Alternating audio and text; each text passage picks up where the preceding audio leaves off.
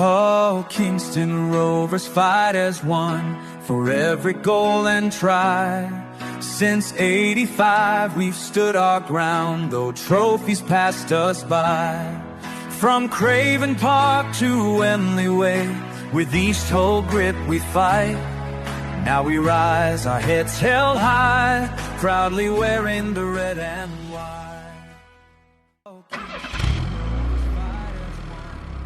The Robin Pod is powered by Budget Tyres Auto Centre. Make them your first and only choice for a vast array of vehicle services. They are reputable East Hull-based car specialists and dedicated to providing quality services at reasonable prices. And don't forget, they are trusted by the players, club officials and supporters of Hull Kingston Rovers. Find them at 146 Leeds Road and ask them about the exclusive discount they offer Hull KR Rovers Forever members. Welcome back to the Robin Pod, your weekly dose of all things Hull Kingston Rovers. And after a 3-week break, we are back. And what a few weeks it's been for the Robins. Since we last spoke, Rovers have beaten the reigning Super League champions, the Wigan Warriors, in what was a massive statement win. They have stumbled against the Leeds Rhinos, who are now hot on the heels of Wigan for that second place spot. And then, of course, Hull KR produced an absorbing encounter under the Sewell Group Craven Park floodlights with victory over St Helens. Now all eyes turn to Sunday and the home derby against bitter rivals Hull FC, with the tantalising prospect of being crowned league leaders if St Helens see off Wigan and KR get the job done. The stakes couldn't be higher. We're also diving into some huge off-field news, with head coach Willie Peters reportedly turning down an approach from NRL side Newcastle Knights, which hopefully reaffirms his commitment to the red and whites. We'll bring you all the latest club updates too, including the announcement that 𝗀𝗲𝗏𝗏 has signed a 4-year contract extension. And as always, we've got plenty more in store, which includes Steve Till joining us for Robins Revisited, and we'll be answering all your questions in our popular segment, Question Time. So sit back, tune in, and let's get into it. The Robin Pod is back, Bazza. How are you doing, my friend? Yeah, very good, mate. Thanks for having us back on the show, Johno. No, it's an absolute pleasure, Bazza, and it has been a crazy few weeks, hasn't it, for the Robins? Let's start with that victory over Wigan.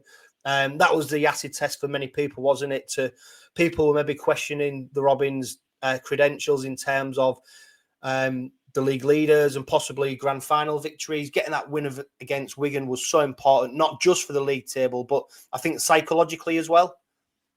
Yeah, it was massive, mate.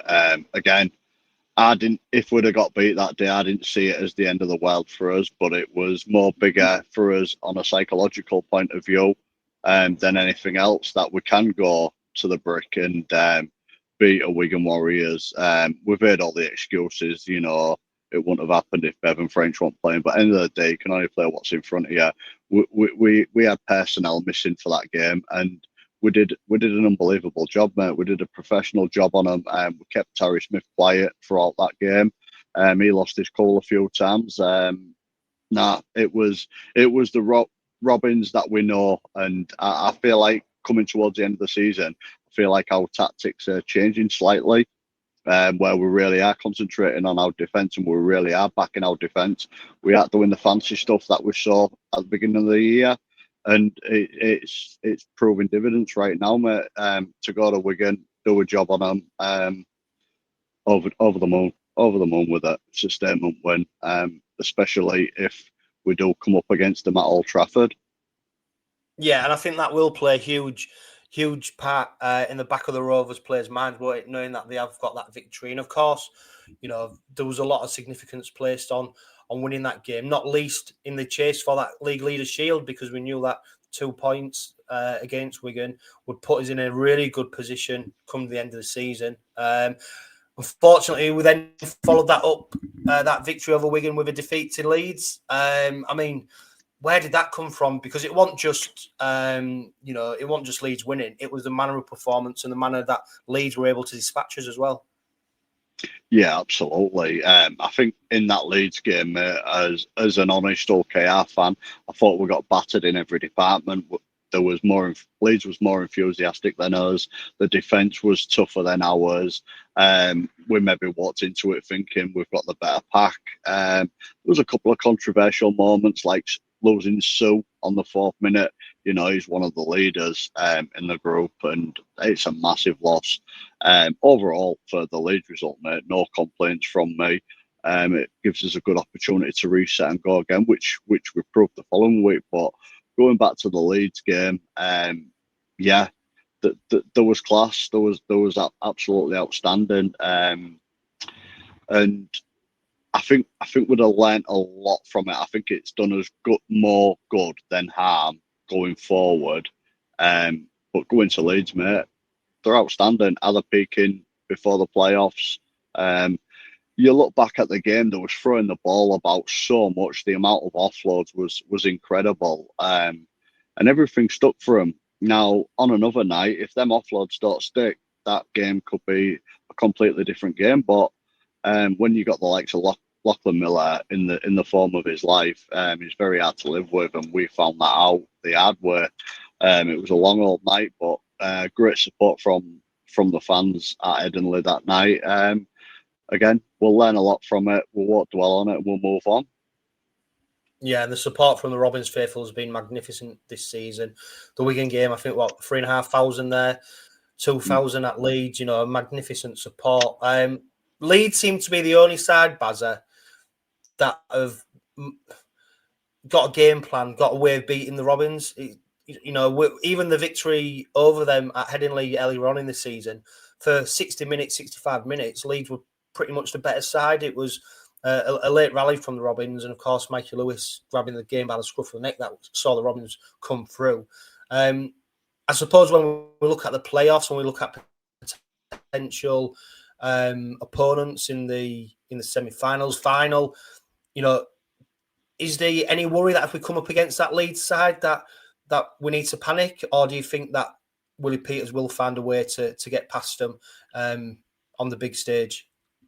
Well, I trust that Willie would find a way past it to get past them on the big stage. I think he'd have learnt a lot from the last 2 defeats, but I think every team who's going to make that playoff can beat anybody on the day.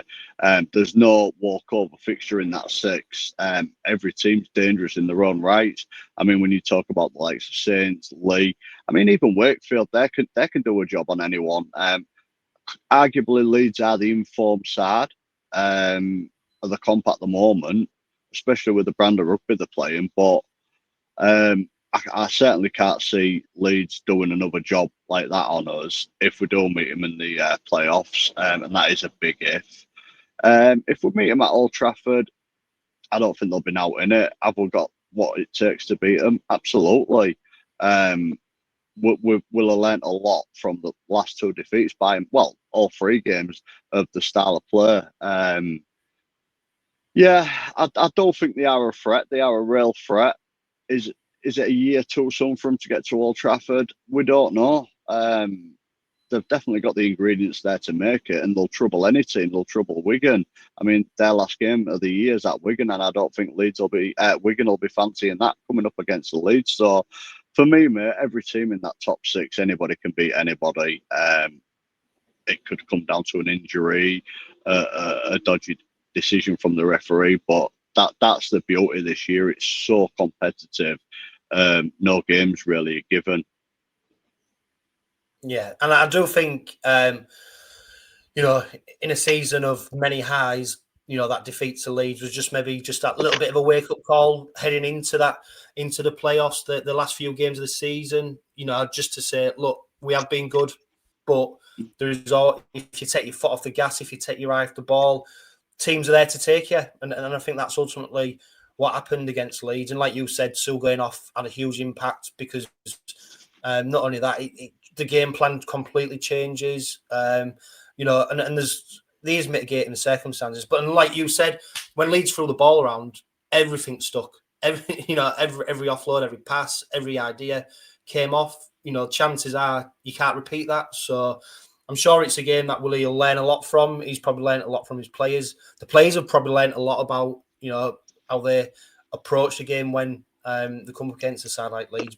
But I tell you what, righted the wrongs against St Helens, didn't they, on Friday night? Because that was another absorbing, brutal encounter, and not least forgetting the fact that we started the game with our front three missing. So 𝗵𝗂𝗯, Jeremiah Hargreaves and Sauso Sue all out. It would have been probably, if all fully fit, starting. So the fact that we was able to counter a St Helens pack, which had been steamrolling sides over the last few weeks, I thought was absolutely fantastic. And it was a game, I think, a bit like the Wigan game, where we saw what Rovers really are about grinding out that win, making sure that the game's as difficult as possible for the opposition, stopping their middlemen.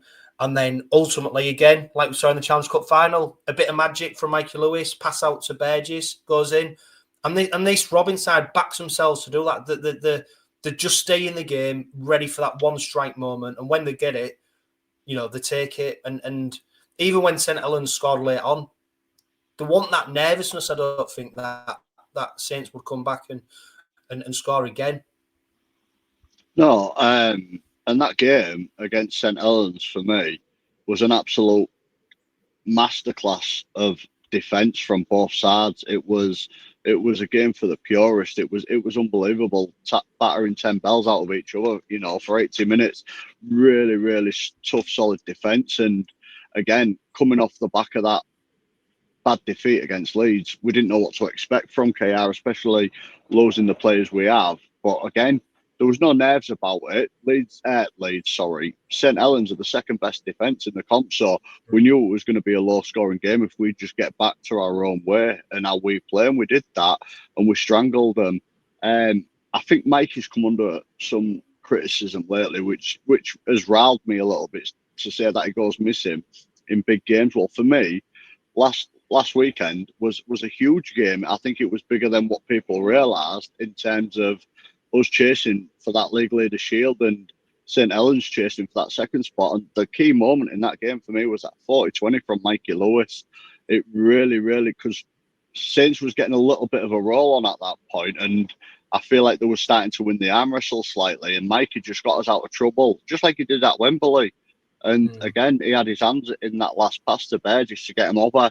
I don't think in that game we had a few disallowed tries, and on another day, Willie Peters will be looking back at them, ice them moments, because they're going to be few and far between, especially in these games. But it had that playoff intensity, and I feel comfortable and confident now we can go up against anybody, and we'll give them a good game in the playoffs if we get to Old Trafford. And I think that's going to be the brand of rugby we're going to be playing from here on in, really tough, tight, defence-minded. And, we might not have a great deal of attacking options, but we just need to back our defence every time, and that's what we did against St Helens. And again, over the course of the 80 minutes, we overcome them. We knackered them out. There was a couple of moments in that game. I mean, at one point, we was down to 11 men when Mikey went off for a couple of minutes while Martin was in the bin.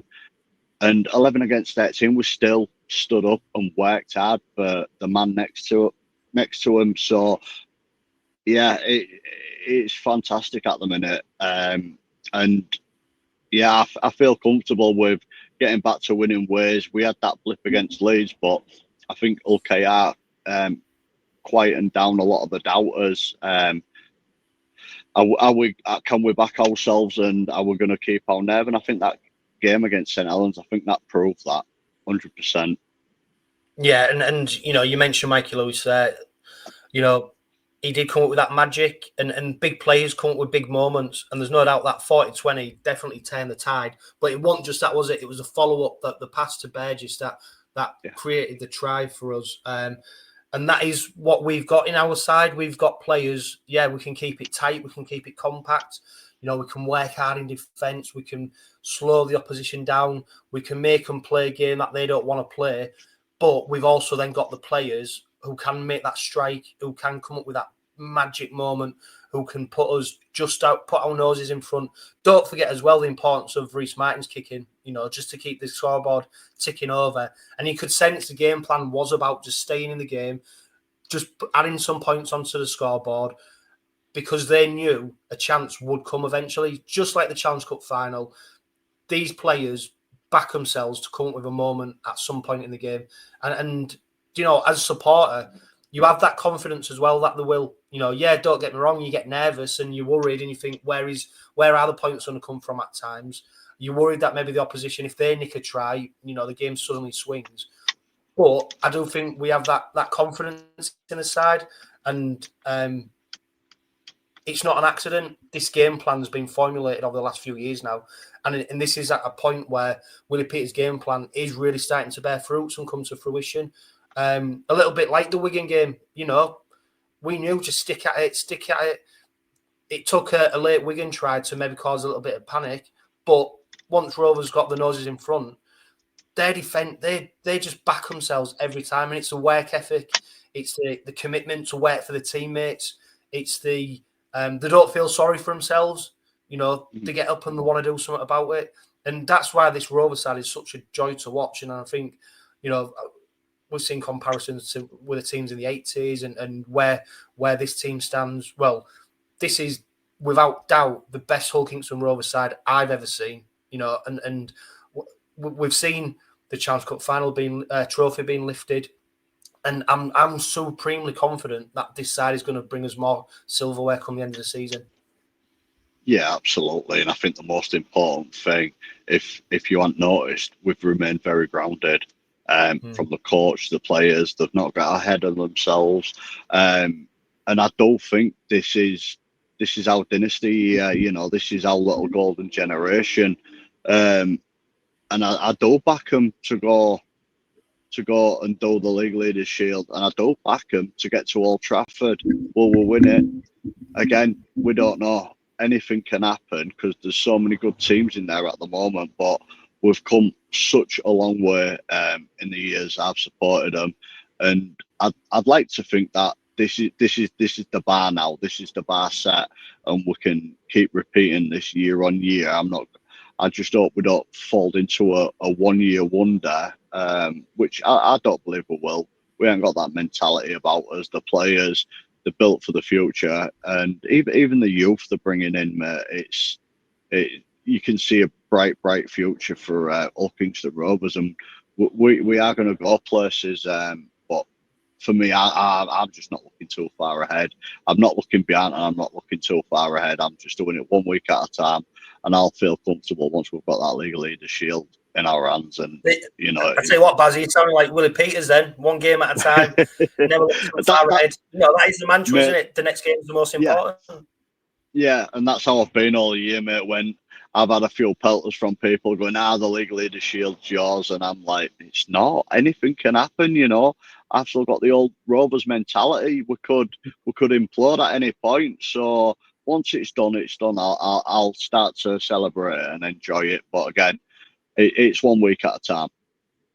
Yeah, and I mean, in that St Helens game, I mean, we're going to talk about contract news a little bit later on, but two players who really did help lay a platform for the victory was Dean Hadley and Jez Litton. You know, their work through the middle was absolutely outstanding. You know, Paul Sculthorpe, he's touting Jez Litton for that starting berth, that starting hooker spot for England in the Ashes. And it's that performance, that type of performance against St Helens that's really putting him forward now, because it's not just the offensive work, it's the defensive work that he's coming up with now. He's bulked up, he's a strong player, he's got energy to burn, and he's measured with how he defends, you know, and he's an absolute asset to the side, just as Dean Hadley is, and that came to the fore against St Helens. Yeah, absolutely. And I mean, going back to the Wigan game, I thought I'd seen the shot of the year, what 𝗂𝗂𝗀𝗄 put on Jai Field, and really levered him one. But then when I saw what Jez Litton did to Daz Clark, and I mean, Daz Clark's no slouch, is he? He's no pushover. And for him to flatten a player like Daz Clark, and not only that, force the error, Jez's defence, again, in 25 minutes, it's come on leaps and bounds. And Willie challenged him. And I think the challenges Willie set him is past every single one of them. between him and Dean Hadley, they've got absolutely zero respect for the bodies, because they're just throwing themselves in front of absolutely anything, whether it's the biggest guy in the field or the littlest guy on the field. They don't shy away from any tackles.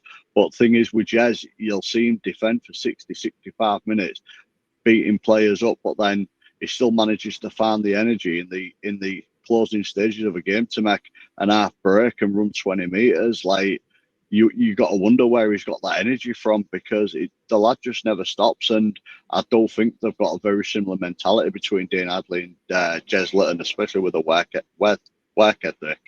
They're a real asset for us. And yeah, it's phenomenal that we've tied them down for a few years, because again, that's our future, that's our bread and butter. And it sort of gets rid of interest from Australia. Should Ches be in England squad? Without a doubt. I think we'd see a better version of Ches Litton against Australia if he was starting off the bench. And that's not to say he's a poor player. I just think Ches coming off the bench for a Daz Clark or a Brad O'Neill at a tiring Australian defence, I think he'd be in his element. And I think Shaun Wane can't look past Ches Litton. He really cannot look past him. If he does, then I honestly do not know what Ches has to do to get in that England side. But saying that, same with Dean Hadley, to not even be mentioned, it's for me, it's criminal. It's criminal. And Dean Hadley, he's a bit like Ches as well. Their careers under Willie Peters has gone to the next level, and don't get me wrong, it's a hell of a lot of hard work from the players who to get them where they are. But I think Willie Peters and the coaching staff have had a big hand in helping them players achieve what they're achieving so far. So it's great credit to them. We're going to see the Ashes squad very soon and see who starts. Ches Litton's in the frame. I mean, then we start talking about Mikey Lewis, where he might play for England. If he doesn't start, they reckon he might come off the bench. Well, if he comes off the bench, previously he's gone into the hooker role for Shaun Wane's England side. So it's all to come, isn't it? Ironically, Baz, as we talk about Dean Hadley and Ches Litton, we come up against the side that cast them aside on Sunday, and how much they'd love to have two players of that ilk in their side right now. But we'll talk about the derby very soon. St Helens game, Rhys Martin sin-binned. He's then copped a grade D charge, which has resulted in a 2-game suspension. We also saw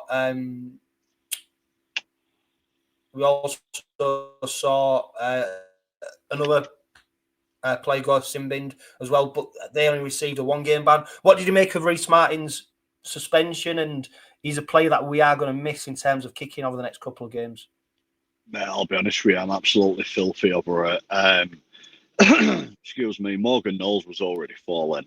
The tackle was like half completed. It was going down. Rhys Martin just coming over the top, like any player does. It's happened all year, and it's just unfortunate that he's caught him. There was no intent there. You could argue that Morgan filled his HIA from his head bouncing off the deck.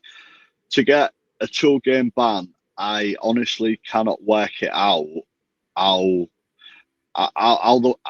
they work out the points, because George Delaney, who was the other guy, Johno, all got 10 minutes, and that was a clear shoulder to the head with intent. And that's I thought the that difference. was better than the Martin one. I thought 100%. What's infuriated me is George Delaney did that against Lachlan Walmsley against Wakefield, this exact same sort of challenge where he's laid him out with his shoulder. So for Rhys Martin, always an honest player, he's not a dirty player, to cop 15 points and get a 2-game ban on a grade D.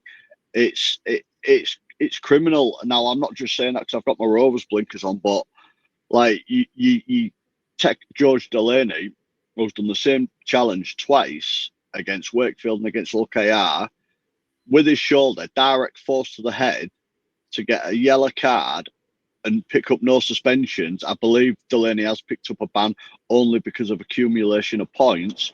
But then you go back to a Tyrone mate who gets 2 match ban for it and a referee's feelings. I can't work it out. Like I was quite a bit of a big fan of the grading system at the beginning of the year, how they worked out on the disciplinary panel. But I think the second half of the year, there's just no consistency about it at all. And to get 15 points in a 2-game ban, it's wrong when it definitely was not the worst challenge of the night. I'm not saying 2 wrongs make a right. I thought a yellow was sufficient, potentially a couple of points, but to go straight to a grade D, and you see George Delaney walk away with, I think it was a grade B. And again, it wasn't even the worst challenge of the weekend. You got Milne for Huddersfield, what was a shocker. You got Tyler Dupree against Catalan, which again was a shocker. And Tyler Dupree didn't even pick up a ban. So where they can get Reece Martin on a grade D and a 2-game ban, I honestly can't work it out. I've seen nothing this week whether Hull KR have appealed it. I really hope they do, to be honest with you. Whether they have or not, I'm not sure. Willie Peters. I'll be honest, I'd be surprised. I'd be surprised if they did, just because the amount of cover, or the players they've got who can fill in that position. What frustrates me is that what was taken into account with the 2-game ban was the fact that Knowles suffered a HIA, suffered concussion. Now it's a dangerous path to go down when you're taking into account the result, the injury, what happens, because. Like you said about Delaney's, just because he don't knock the kid out, don't mean that the tackles any, in as bad. It just means that the player, for whatever reason, hasn't, copped one. So I think when you go down that path, it's really dangerous territory, and I think that is why he's probably got 2-game and not the 1-game. Yeah, well, for me, it's still wrong. If it had got 1 game, could you understand it? Potentially, yeah, because you look at the pros and cons of both sides of the fence. Like Morgan Knowles is going to be out for a week due to HIA. It sort of levels it up. I kind of get it. Yeah. But again, it goes down to intent. Now, for him to cop a 2-game ban, I don't know, mate. I wish they'd come out and give us a bit of clarity over the decisions and why they've made them and why they grade a Tyler Dupree against a Reece Martin challenge, when looking at them both in real time, like a Tyler Dupree's was a lot worse, a George Delaney's was a lot worse. So you just want a bit of clarity as to why it's deemed as a grade D, just because a player's failed his HIA. Every player has a different pain threshold. Some players can take an head knock. I mean, look at Artur Morg. The head knocks he's took this year, mate, had put some of the bigger guys out for a week or two. Yeah. But Artur, it just gets up and cracks on. So everybody's different, mate, and there's no telling if the contact from Reece has caused the concussion or the fact Morgan's head bounced off the deck caused it. So for me, it's a bit of a grey area, and again, it won't even by far anywhere near the worst challenge of the weekend, and yet he got punished the most for it, and I can't work it out. No.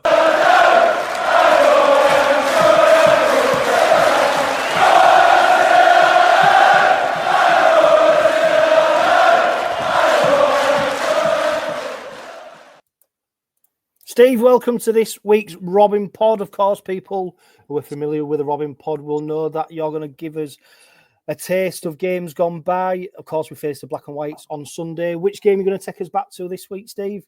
I'm not going back far.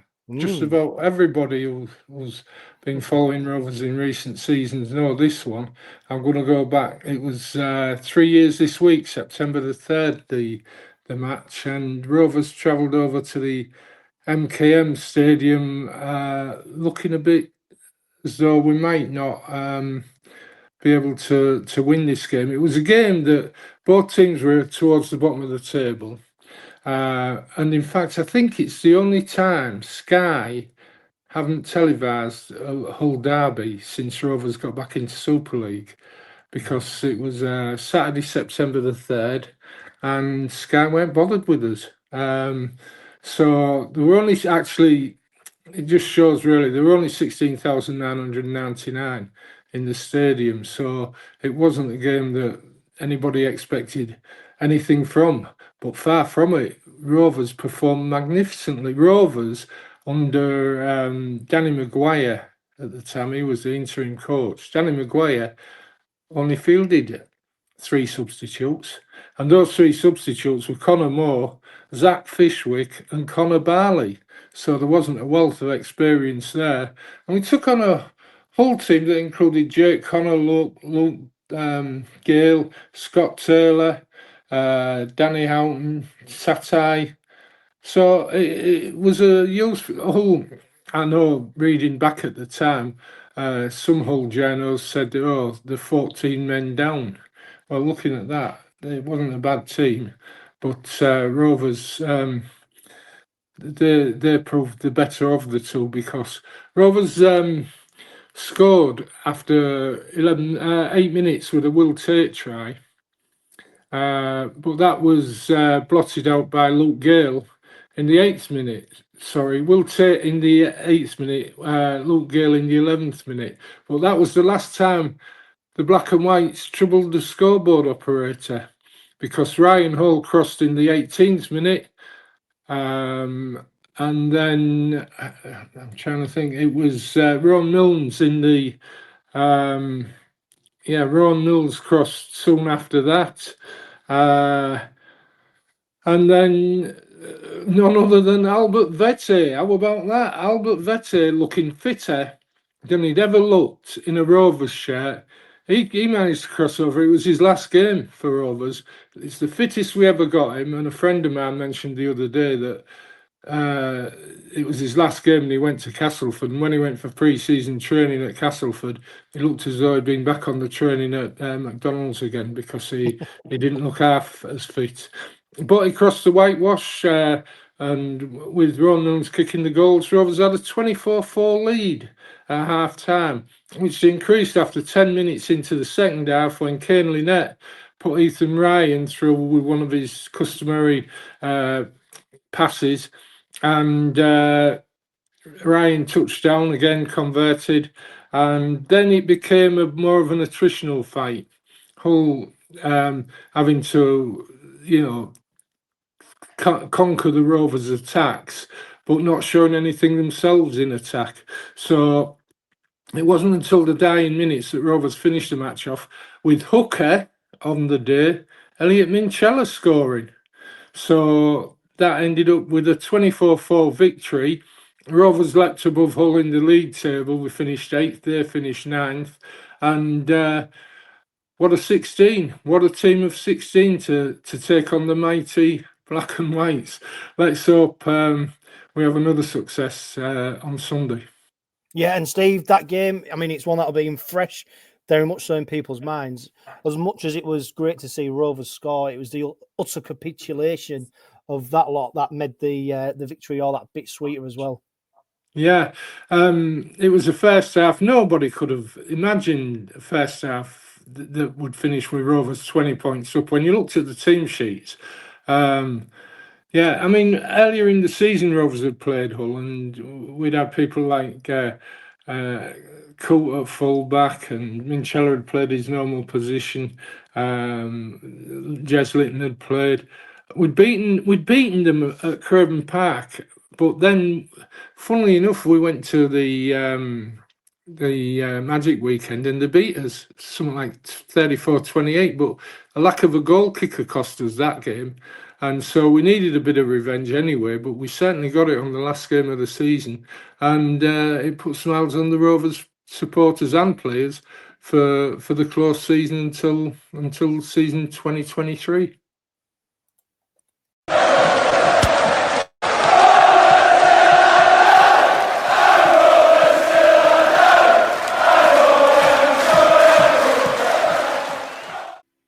Huge thanks to Steve Till there for this week's Robins Revisited.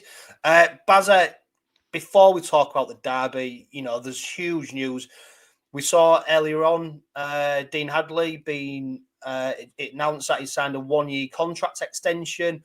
And of course, we've just received the news that Jez Litton has been tied down for 4 more years. He's going to be at the Robins till at least 2029. Which is amazing news. What's your reaction to the deal? Mate, absolutely overjoyed. Yeah, 1 year for Dino is about right, due to him getting to the twilight years of his career. Even if Dino decides to retire after that, I think I could see Dino staying with the club in some sort of capacity. He's a true legend at Hull KR. As for Jez, that's incredible. Like that almost feels like a brand new signing. It's that good. And more importantly, it takes him to his testimonial year, which I reckon will be quite special in 29. 10 years with a club. It's just brilliant going forward. And it's not only what he brings on the pitch, it's what he brings off the pitch. I mean, if you've watched the interview when he announced his contract extension, Bill, the likes of Bill Leyland, they're going to benefit so much having Jez Litton. He's just grown as a person, as a player, as a man, and as a true leader for our club.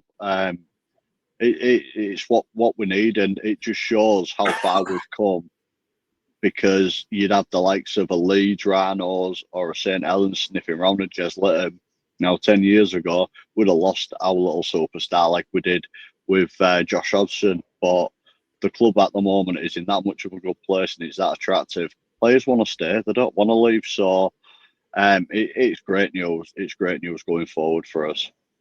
Yeah, and if reports are to be believed, there was rumours that there was a few Super League sides, namely Leeds Rhinos, who were interested in signing Jez Litton going forward. So it's great that we've been able to tie him down. And now it's clear, isn't it, that he is going to be the number one hooker, because we've seen over the past few seasons him playing sort of second fiddle to 𝗪𝗂𝗧𝗏. Even this season, Mickey McIlaurin was a starting hooker. Do you think Mickey's injuries have sort of helped Jez Litton this season, in that he's probably got more game time than he would have done if McIlaurin had stayed fit, for example?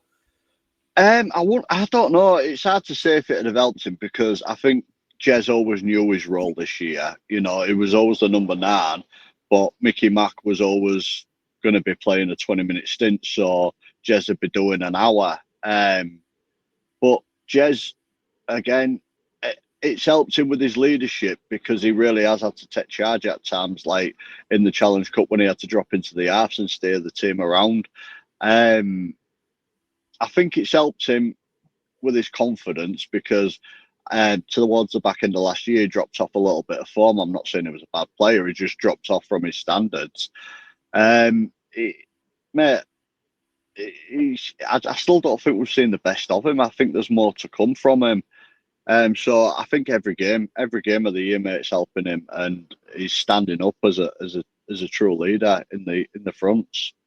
Yeah, and I think what he's added to his game is the consistency now. You know, there was some times, maybe even at the start of the season, last season, where it could be a little bit erratic, the form, but now, you know, he's an 8 out of 10 player every single week. And I mentioned about McIlaurin's injury. I think another player who's benefited from that is Bill Leyland, because now he's having a bit more game time. He's starting to dip him in for a bit longer, and it looks like from 2026, them two will be the hooker partnership. So it's going to be really interesting to see how that develops. But I'm really ready for Jez Litton to take on that starting hooker role.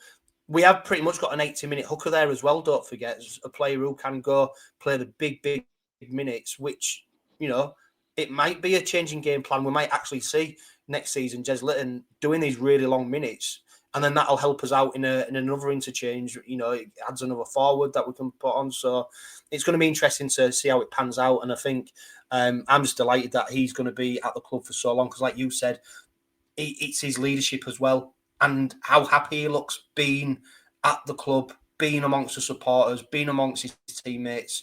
It's just a great fit. And he's another player who's been tied down on a long-term contract now. It wasn't that long ago that Mikey Lewis signed a 5-year deal. That takes him to the end of 2028. We've also seen Jai Whitbread and James Batchelor tied down to 2029. And of course, this season, Elliot Minchella, he signed a 3-year deal. So that takes him to 2029. And you can see they're the players that the side's been built around. They're at a good age. Them players who I've just named there are coming in to their peak careers in terms of age. So it's exciting for us as supporters to know that we've got them. And it also looks like they don't want to be anywhere else. You know, as much as it's good for us that we've got them tied down, it looks good for the players because they don't want to leave this club. And it shows the great work that 𝗬𝗂𝗧𝗏, all the backroom staff, the off-field staff have done to make our club such a warm, welcoming and enjoyable place to come and work, really, to come and do your job.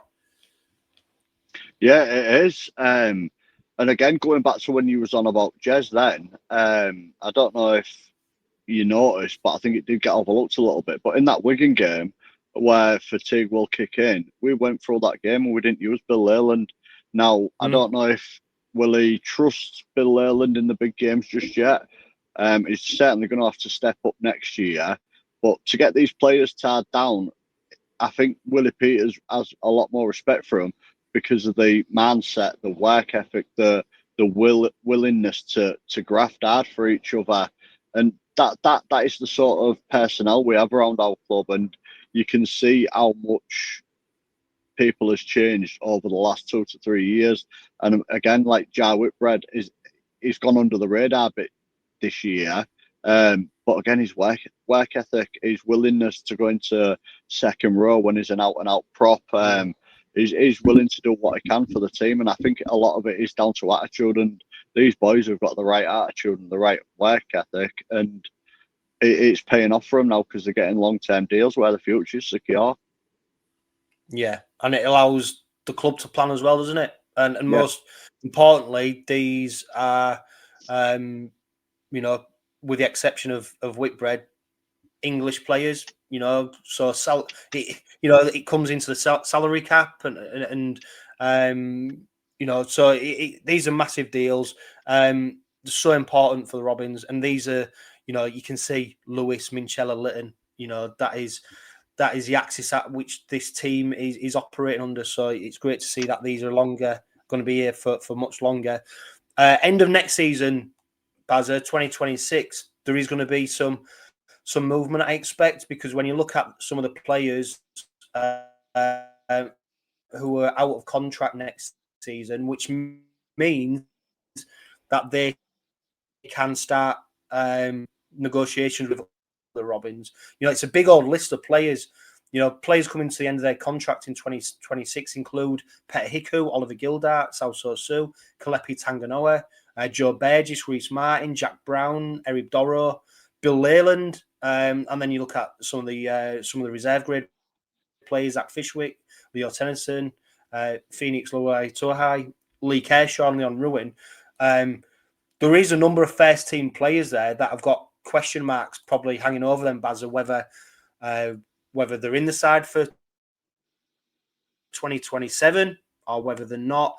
But it's this time of year between sort of September and November where some of these players will start to be tied down tracks if 𝗬𝗂𝗧𝗏𝗏 and the club want to keep them, because they won't want to get into November once other clubs come sniffing and sign them up. And when you look at the likes of 𝗬𝗂𝗏𝗏𝗏, Burgess, Su, Tanganoa, you know, these are mainstays of the side at the moment, and it's hard to think of a Rover side without them in it.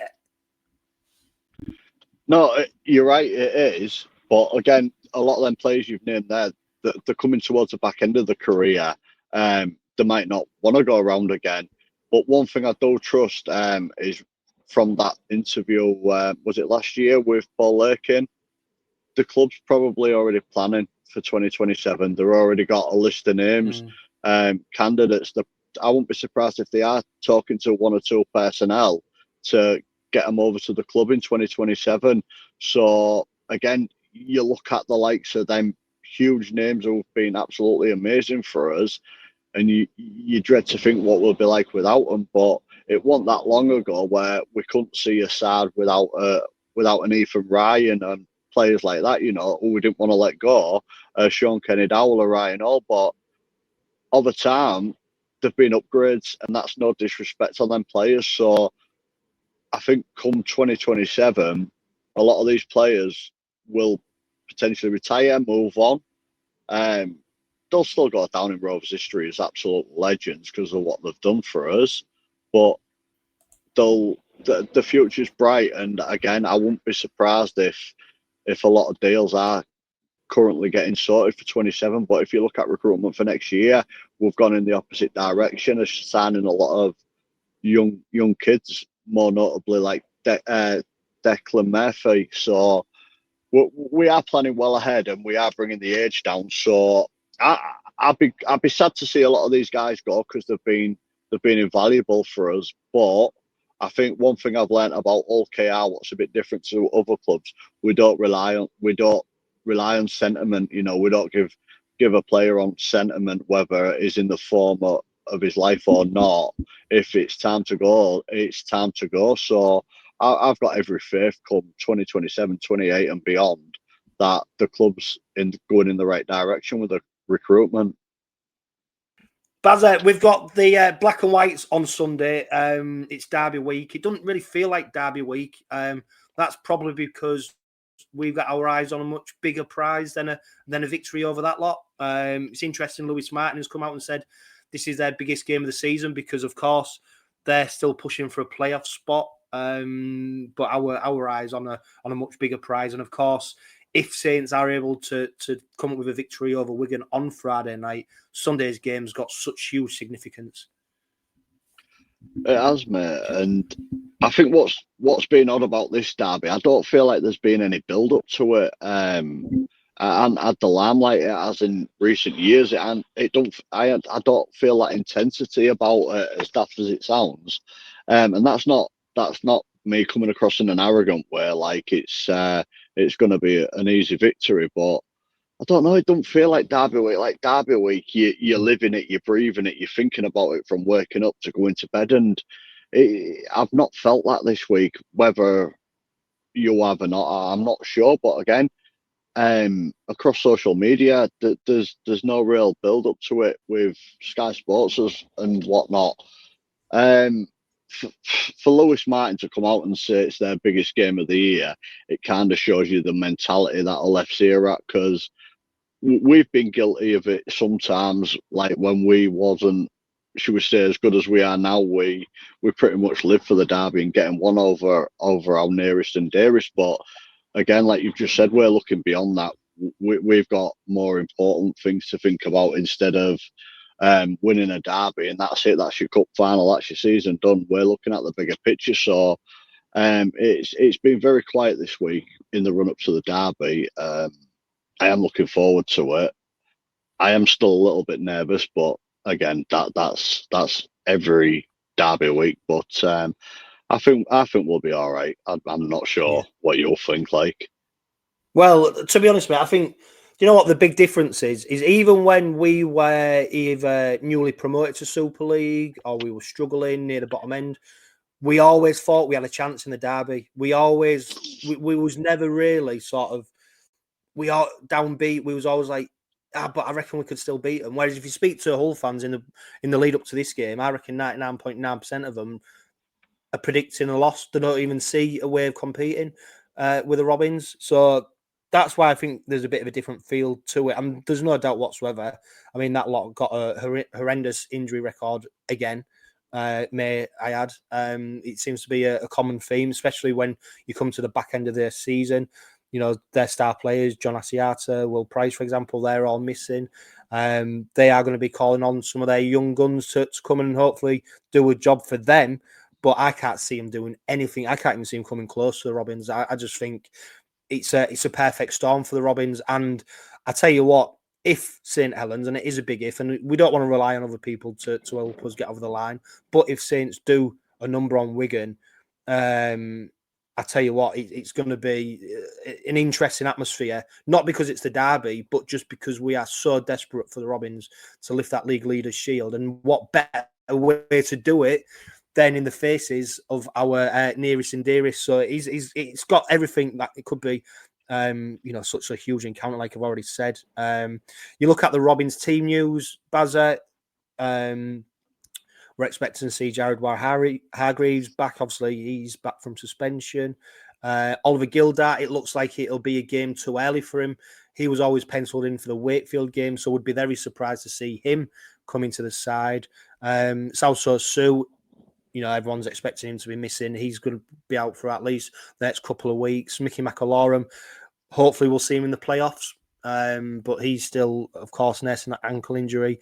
And we know Reece Martin's missing with a 2-game suspension. But even with them players missing, Bazza, we've got more than able replacements to come in and do a job against that lot, haven't we? And I wonder if maybe someone like Jack Brown's been primed for this game, because we saw Eric Dorrow play against St Helens when the big call was for Brown to possibly come into the side.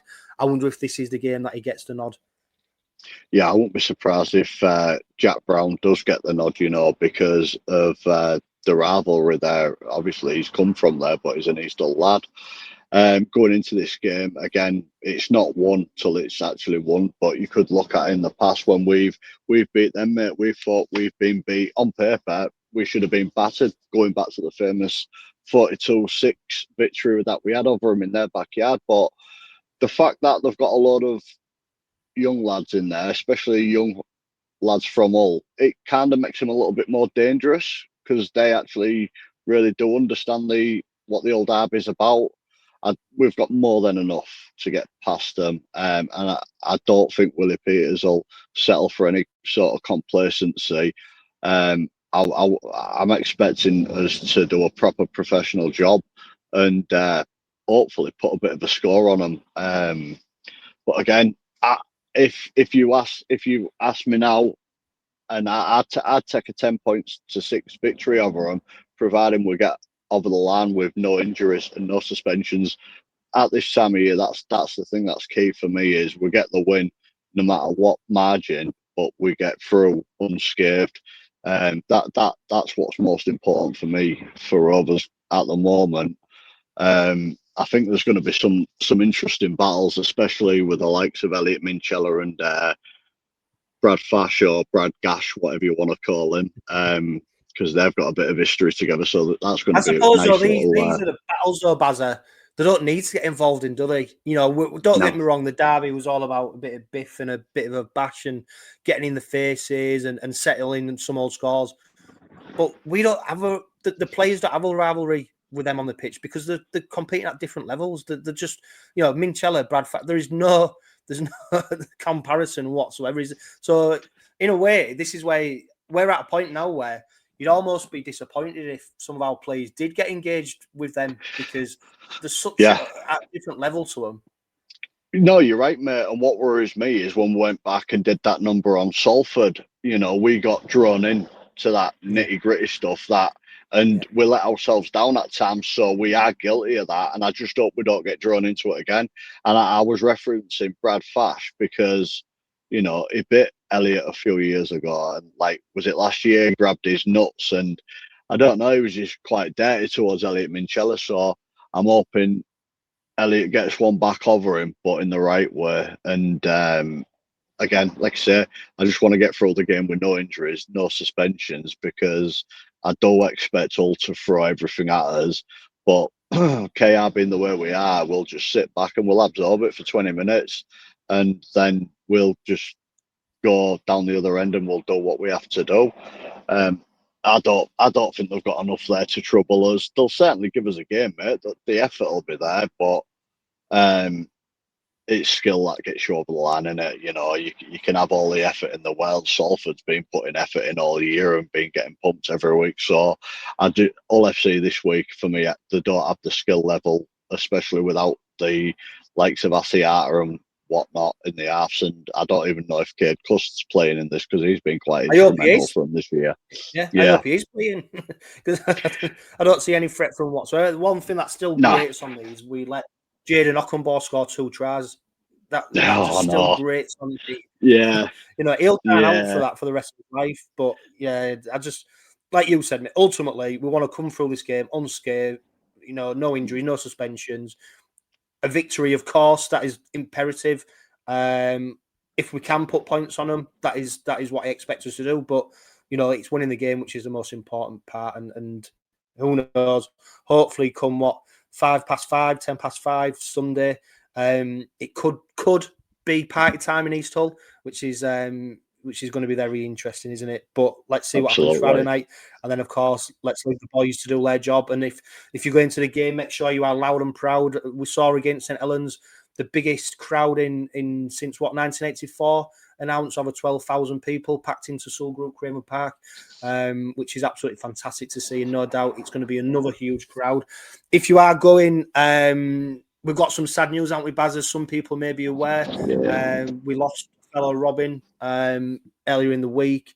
Ben Pearson, aged just 29 years old, sadly passed away. He leaves a family behind him. Of course, he was a Robin through and through. No doubt many people watching and listening to this will have known Ben. So our thoughts are with his friends, family, everyone who knew him, because it is absolutely crazy to lose someone at such a young age, and someone who had still so much to give and who was creating lots of happy memories for lots of people. Rover supporters, Hull FC supporters have been urged to unite on the 29th minute with a round of applause to show appreciation and our respect to Ben. So, of course, me and Baz will be joining in, and we expect everybody else around us and everyone else in the crowd at Sewell Group Craven Park to do the same, because it's tragic news, and we want to pay our respects. And it's right that, yeah, we talk about the rivalry, don't we, Baz? But let's not forget, one thing that unites us is actually the derby. Family groups, families, friendship groups, work colleagues, the derby does unite, and it's times like this when red and white, black and white needs to come together and pay our respects. Yeah, you do it. You worded that beautifully there, mate. My ears are standing on end here. Got a bit of a lump in my throat. Absolutely bob on. You can have the banter in the ground. We don't want no trouble, no fighting. Enjoy the game, enjoy the derby, and like you've just alluded to, it's the love of rugby league why everyone's there. And we do have that rivalry, but in situations like this, not just Hull Rovers, but in the rugby league community, it's where we come together whenever something bad like this happens. So from me and my family, thoughts are with Ben and his young family and his parents, because they must be going through an absolute horrific time at the moment. A lovely tribute by Hull KR, and again, if all the fans from black and white, red and white, no matter what you're singing or grief you're giving each other in the ground, 29th minute, just put it to one side, put your beer down, and just unite and just give a minute's round of applause for this young man. 29, all life ahead of him. He's got young children, his family. It's horrific, and unfortunately, he's no longer with us due to some illness. I didn't know the lad personally, but seeing the tributes flood about, it sounds like he was an amazing man. So on the 29th minute, if everyone could just come together, applaud him, and then enjoy the rest of the game, and after the game, shake hands and go on, because that's the privilege that us fans have got on Sundays, that we get to go home to our kids, to our parents, to our family. And unfortunately, Ben's family don't have that. So I think people just need to remember that come full time on Sunday, enjoy the game. And yeah, just try and pay a nice tribute to a nice young man who's not only a fan of Hull KR, but he was a fan of rugby league, and that's what we all are at the end of the day. Yeah, 100%. And don't forget, the game on Sunday kicks off at 3:05, and not 3 p.m. originally. The government are going to be texting us messages, so because of that, the game's going to kick off a little bit later, which leads us now to question time. Bazza, Danny Burton on Instagram, he asked, how long has Mikey Lewis got left on his contract, and do you think he'd sign a new long-term deal like Cs? Well, we already mentioned that Mikey Lewis is tied down to 2028 after signing a 5-year deal, so I can't imagine much movement this season or next season on that, but it'd be interesting to see what we do with Mikey going forward, because the better he gets, the more consistent he gets, the more interest he gets from other clubs. Yeah, absolutely. But again, we always had that doubt in our mind, especially with the likes of 𝗀𝗲𝗄𝗏 being sounded out for the Newcastle job. But thankfully, that's been quashed in this last week. So with regards to Mikey, I don't think right now we should see out his contracts. Whether he goes beyond that, we don't know. His personal life looks like it's going well. So if his personal life's going well, he's happy, he's enjoying his rugby, I don't see why he'd leave. I reckon he does still have aspirations to go over to Australia, but Mikey will know when the time's right, and I believe Willie will influence Mikey in when the time will be right for him. So I've got no questions that he'll stay till 28. Beyond that, we don't know.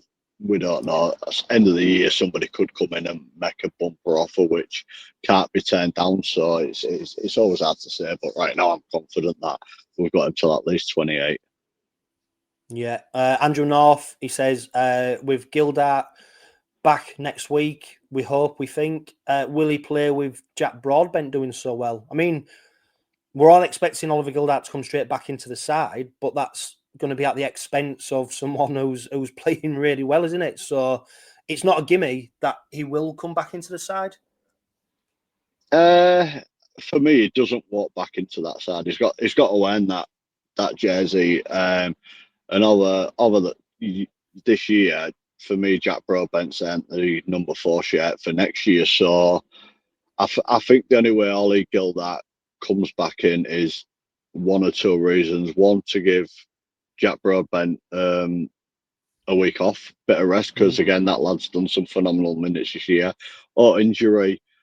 But if Jack Broadbent's fully fit and is full of energy, no bumps or bruises, I can't see Ollie Gildart displacing him at this moment in time, and that's unfortunate for Ollie. But if it's not broke, don't fix it. But Willie Peters has this knack of rotating the squad, to giving his players the rest at the right time. So I don't think we will see Ollie at some point.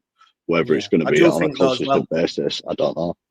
I do think as well, Baz, and I've mentioned it on the Robin pod before, Willie Peters does have his set 13. So there's no doubt that if certain players are fit, there is no question mark whether they go into the side or not. They are in the side.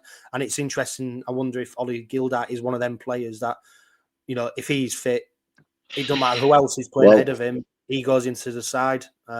He wasn't scared to drop him at Old Trafford last year, was he? So you don't know. We'll see. We've still got plenty of time ahead of the Wakefield game. Pato562 us on Instagram, he asked, did you get a selfie with Mickey Mouse with your Rover shirt on? I was in Disney World. I didn't get a selfie with Mickey Mouse, but my lad did with his Rovers top on. So I'll share that. And here's one for you, a bit of homework for people to go do. Probably more for people of a certain age. I was lucky enough to meet 𝗫𝗄𝗃 whilst out in Florida. Now, if you don't know who that is, go Google it, because I didn't know until my lad told me who he was. Yeah, that was an interesting encounter. Over on Facebook, Matt Brady says, is there an update on Tom Amon? Of course, he's injured and will not play again this season for Castleford. And Matt Brady says, also, I've heard Hull KR won't get the League Leader Shield presented to them on Sunday if they win the league. I doubt they will. Obviously, we've still, we're all talking about ifs, buts, and maybes because nothing's sealed. As you said, Baz, the next game's the most important. Looking ahead, though, we've got a final home game against Warrington, if anything was to happen. And if we do, hopefully win the League Leader Shield, you'd probably expect it to be done there in terms of giving people time to plan and stuff. Like Michael Matthews says, and we've already spoke about, for me, Sunday's derby doesn't seem to have the excitement as in recent years. Obviously, I want to win to almost guarantee the League Leaders Shield. Is that because we have more crucial games to win against our top 4 rivals and that lot out there, the threat they wear? I think we pretty much said that, didn't we? Yeah, bob on. Let's have a look. We've got Richard Fuelis. He says, is it time to compare the double winners of now and the 1980s and who would get in? Some hard decisions, I think. I think that's probably a conversation for the end of the season, isn't it, Bazza? Because until everything's signed, sealed, delivered and it happens, there isn't a conversation to be had almost. But that time... And it's always difficult as well, trying to mix 2 teams together, one from the 80s, one from 25, because the game's totally different. It's played totally different as to what it was back there. So I think that would be a very difficult one to pick. Thankfully, I won't be doing it. I'll maybe do a special Robin pod for that one to see. But let's hope we get that opportunity because of silverware and because this side... He's just doing so well. Sean Michael, he talked about, great to have the question, Sean. Civic reception at the end of the season, or should the club generate some income? DJ vendors and huge celebration at the ground to recognise this season's achievements. Of course, don't forget, the Robins hold their Player of the Year awards, end of season awards, in a 3,000-seater arena. You know, I bet there's not any club in World Rugby League who does an event on that scale. So it just shows you the connection between the club, the players, the staff, and the supporters, that we're able to attend such an event. And there's no doubt, as we've seen, Bazza, this club, you know, the people behind the scenes are so innovative, and they've shown that they can pull off big events. You only have to look at the 𝗂𝗬𝗄𝗃 2 nights concert there to see what this club can help deliver and achieve. And we've seen so many times already, haven't we? Great events, you know. And that's what's exciting about this club as well, Bazza. It's not just what happens on the field, it's what's happening off it. Yeah, we don't stand still, do we? We're moving forward. We're always trying to reimagine a new way to make it some sort of revenue, but not only that, put our club on the map and put the city of Hull on the map as well by trying to get these gigs and whatnot. So yeah, we did get ridiculed a bit from our nearest and dearest for having 𝗂𝗬𝗄𝗃 there, but nah, it is fantastic that a little club like us, little old Hull KR, can attract one of the biggest bands in the world, and I don't think it'll stop there, because I think we'll go after more gigs to bring and host at our place, and it's a success. And I was optimistic and that the pitch should be right, but I just needs to pay tribute to our groundsman, because the state of the pitch when the board was lifted, of how yellow it was, and yeah, it wasn't perfect against St Helens, but it was at a very, very good standard. There was a few holes being dug, but overall the pitch was absolutely spot on for me after that concert. So we've proved we can do it. We can do it during the season, and it's a great form of revenue for us, and I don't think it'll stop there. We'll be trying to do other things.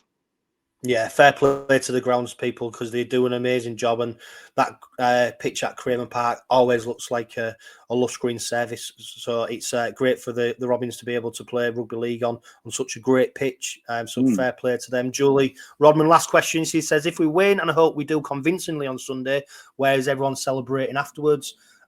Or is it a big party in Craven Street after the Warrington game? Well, Julie, if we win, I'll be in Craven Street. So if you want to nip over, get me a pint of Carling, I'll be more than happy to receive that. Oh, Kingston Rovers fight as one for every goal and try.